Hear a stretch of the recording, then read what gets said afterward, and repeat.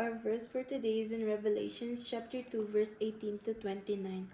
To the angel of church in Thyatira write, These are the words of the Son of God, whose eyes are like blazing fire and whose feet are like burnished bronze. I know your deeds, your love and faith, your service and perseverance, and that you are now doing more than you did at first. Nevertheless, I have against you. You tolerate that woman Jezebel, who calls herself a prophet. By her teaching, she misleads my servants into sexual immorality and the eating of food sacrificed to idols. I have given her time to repent of her immorality, but she is unwilling. So I will cast her on a bed of suffering, and I will make those who commit adultery with her suffer intensely, unless they repent on her ways. I will strike her children dead. Then all of the church will know that I am he who searches hearts and minds, and I will repay each of you according to your deeds. Now I say to the rest of you in Thyatira, to you who do not hold to her teaching and have not learned Satan's so-called deep secrets, I will not impose any other burden on you, except to hold on to what you have until I come. To the one who is victorious and does my will to the end, I will give authority over the nations, that one rule over them with an iron scepter, and will dash them into pieces like pottery. Just as I have received authority from my Father, I will also give that one the morning star. Whoever has ears, let them hear what the Spirit says to the churches. Yun na yung chat. Very well said. Anong natutunan niyo? Well said. Ano natutunan niyo? Dami nasabi. It's a good words today. Adultery na naiintindihan. Meron ako dun yung Do not commit adultery daw. Si Lord daw, inireread niya daw yung nasa heart natin and mind. So, don't act, Perfect. Meron ako dito nakakuha. Anong pangalan ng babae? Jezebel? Oo. Yeah. Don't judge the person for me. Sabi dito, I know your deeds, your love and faith, your service and perseverance, and that you are not doing more than you did at first. Ang pinaka-nag-strike sa akin doon, I know your deeds, your love and faith, your service and perseverance. So, sinasabi lang dito na kahit kunwari nagpapakita kayo sa akin, sa amin na mabubuti kayong bata, God sees you. God sees the real you. You can pretend or you can fool everyone, but you cannot fool him. Diba? Sinabi rin dito na God is giving you time to repent.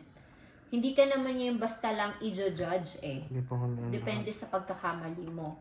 God gives us a chance, an opportunity to repent and improve ourselves. Napapansin niyo ba yun? Kada kunwari, meron kayo nagawang pagkakamali, hindi kayo napapahamak ng malaking bagay? Ha? Kasi God is making you realize na, mali yung ginawa ko. Hindi ako napahamak. I should repent already. Kasi sabi ko sa inyo, if you don't stop doing what is not right, na alam nyo mali, then palaki ng palaki yung price niyan.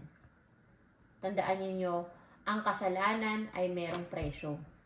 Sa sobrang laki ng kasalanan ng mga tao dati, kinailangan na bumaba si Jesus sa mundo para isalba sila, isalba tayo.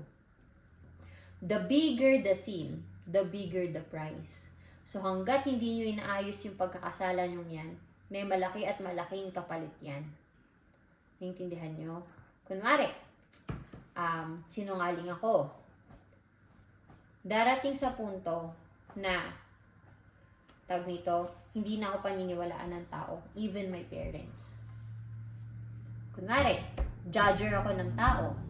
Darating ang panahon na ako ang i-judge nila at wala na akong matatakbuhan. Kasi hindi na sila maniniwala sa akin. Naintindihan ninyo? O God is always telling you na do this. To the point na hindi ka sumusunod, may mangyayari sa'yo na masama, pwede kang mapahamak, maaksidente, o kaya naman may maaksidente sa pamilya mo. Because you don't listen.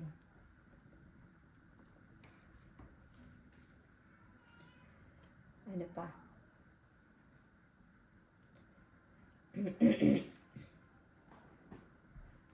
Ayun, no? And I will repay each of you according to your deeds. See? Kaya nga sinasabi ko sa inyo na kung ano ang iyong itinanim, yun ang iyong aanihin. Kakainin. Naintindihan? Hindi ka pwedeng nagtanim ka ng masama at puro mabuti ang dumarating sa'yo.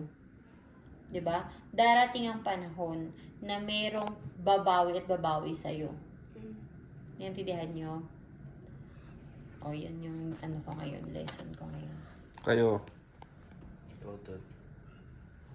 Sige, o. Yun na yun, mag-pray na muna kayo. Mag-pray ka na, Charles. Pag-pray mo yung team mo bukas para manalo. Championship yun. Bilis na. Pag-pray mo na. Go, Angel.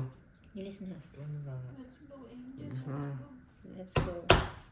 So na, Charles, pray for your team. First time in history kayo mananalo, Charles, sa school. Lord God, maraming po salamat, Ama, sa araw na ito. Salamat, Father God, for reminding us to be mindful of everything na ginagawa namin. To be mindful of the mistakes, of the wrong things na nagagawa namin.